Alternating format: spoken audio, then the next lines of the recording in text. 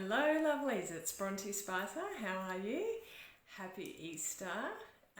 I'm jumping in to talk about won't we manifest it if we put our attention on it. There is a lot of attention and focus on our mindset and putting this thought that if we put our attention on things then we're going to create it and manifest it. So I want to just talk about that because it can leave us feeling stuck. We don't want to put our attention on the bad or the negativity or the limiting beliefs or the potential bad things that could happen in case that we make it happen by putting our attention on it. So I do want to say that yes, I am a big believer in where our attention goes at where our energy flows, our attention goes. Anyway, basically, yes, I do believe and I do trust and know that we are creators. We are always we're either consciously or unconsciously creating our reality, but that can get us stuck because we can be like, oh, but I'm making this happen. We can feel like it's our fault that we are making bad things happen in our lives. So we just need to keep light. We need to just hold these beliefs and ideas lightly, and we need to I want to share a little bit more about why it's important that we do actually put our attention on the negativity and the pain and the potential worst case scenarios so that we can create this vision that we have. So we all have a vision, we have a dream, a goal, something that we want to create.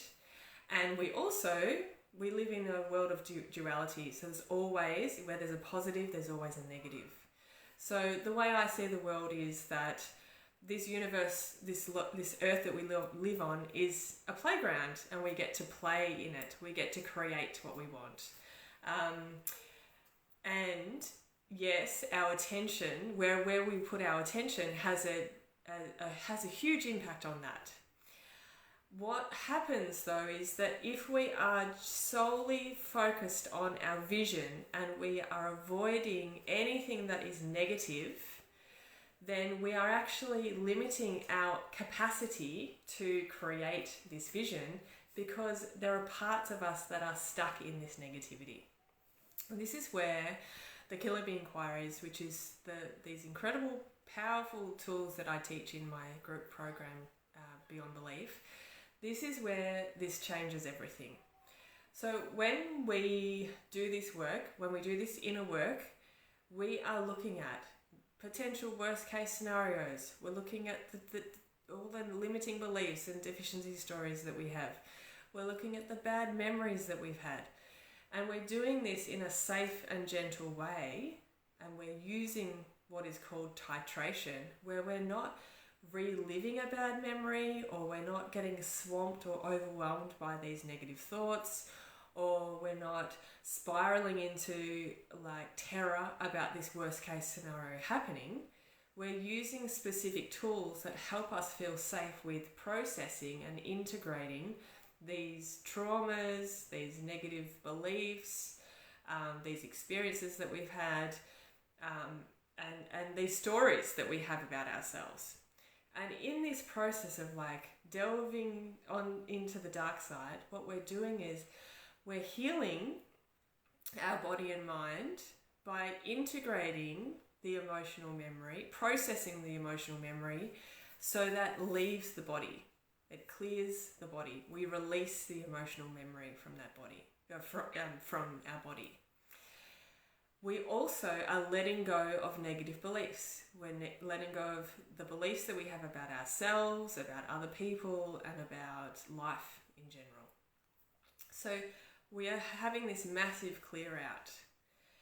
We cannot put our full attention on a vision without having done that work. Because when we try and put all of our attention on our vision and our goal without having cleared out all of this muck and mess that's deep down, we're actually stopping ourselves from creating that reality, because we'd be terrified, right? Like, so today in Beyond Belief, we were looking at growing our capacity to feel safe in being seen and heard. So if I did no work, no inner work, if I didn't look at all the times that thought I was stupid, or didn't feel like it was safe for me to speak up, or I didn't process when people thought that I looked silly, or all the times I told myself I was a loser, all of that, I would not be able to do something like speak on stage in a few weeks' time in front of 500 people, because I'd be freaking out about mucking it up, looking stupid, feeling embarrassed, freezing, not being able to get my words out. In order for me to create my vision, which at the moment is to be able to speak freely on stage, to be myself, to express my story with ease so people get it, so people are moved by my story, all of that. That is my current vision right now. That can only happen once I have looked at the negativity, the pain of my past. And I do this, again, as I said before, we do this in a safe way using these tools where we feel safe and it's gentle. We're not re-traumatizing ourselves. We're not reliving the moment. We're doing it from a place of titration and space. We're using pendulation. These are all fancy words, but it's basically we're learning how to do this safely. Once we have done all of this work, we're rewiring our nervous system. Rewiring, it's such an overused word, but what we're doing is we're unhooking ourselves from the negative thoughts, and we're unplugging, we're getting unstuck from that protective state that our nervous system can be stuck in, and that is either the fight-flight response or the freeze-please response. So those are both protective states that our nervous system can get stuck in. So the fight-flight response is when we're like hypervigilant, and that can lead to anxiety. And the freeze-please response is where we withdraw, we shut down, we go quiet, silent, perhaps where we abandon ourselves and put other people first. And on the extreme, we end up with depression. And of course, we can bounce between both as well. We can have an overlay of both the fight-flight response and the freeze-please response at the same time. So when we do this work, we heal the nervous system. So the nervous system starts to let go and come back to that rest digest state, which is that calm response. It's our natural state of being. Then once we've done that, we've healed that, we've let go of the negative thoughts and negative beliefs. We've let go of the bad memories that keep us stuck feeling like we're a loser or not good enough. And we process and release the emotional memory, the emotional baggage, the pain in our body.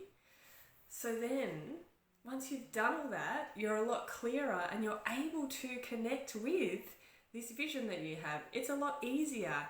Your nervous system is in a connective state where you feel safe to step out of your comfort zone and into your vision. You're more connected with the world itself. You're not withdrawn. You're actually in the world, engaging with the world. You're being yourself. Possibilities are easier. Relationships are easier. You feel free to speak your mind. You feel free to express who you are. All of these things, all of these hard things that you really want to do become accessible once you have done this inner work.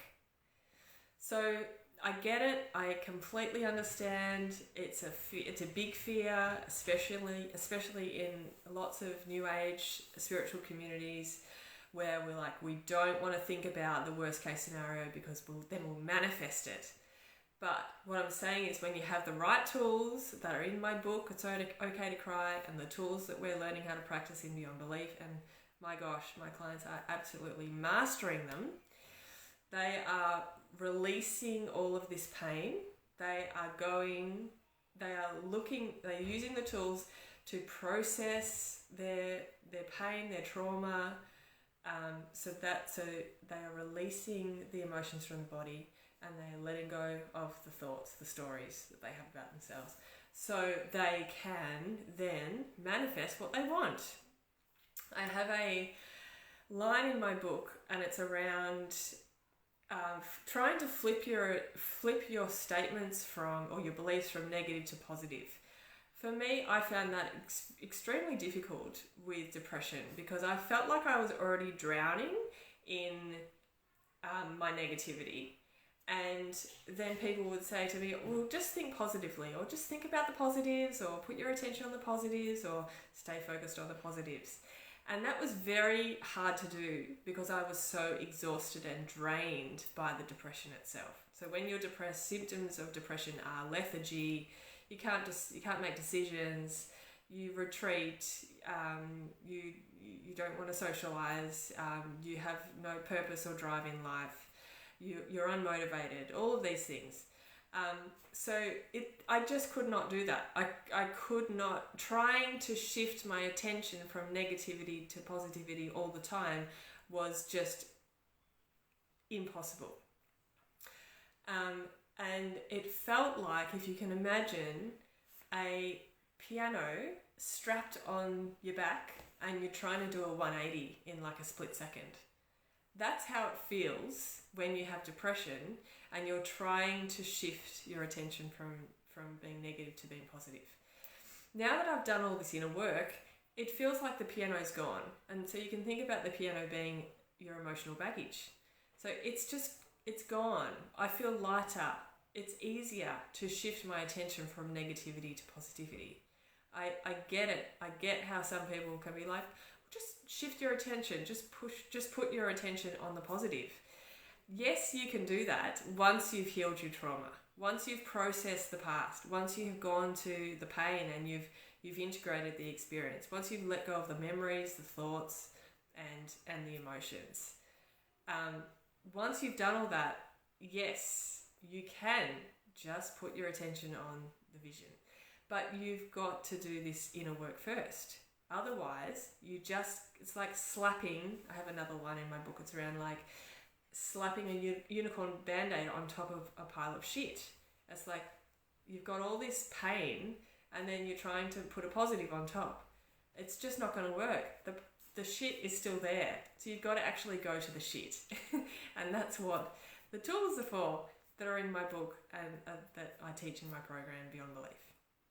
So if you take anything from this video, it is that don't be frightened about manifesting the worst case scenario when you do the inner work. When you have the right tools, you can do this in a way that will clear your emotions and thoughts. You can release them, let them go, put them to bed, so then you have the space to create and manifest what you want. Thank you for listening. I hope you found it helpful. If you have any questions about this, then please let me know in the comments or in a private message. I'm happy to get back to you. Take care, and let's create what you want by doing the inner work. We've got to do both. We've got to do the light work and the inner work. Dark, light. We've got to do both. Bye.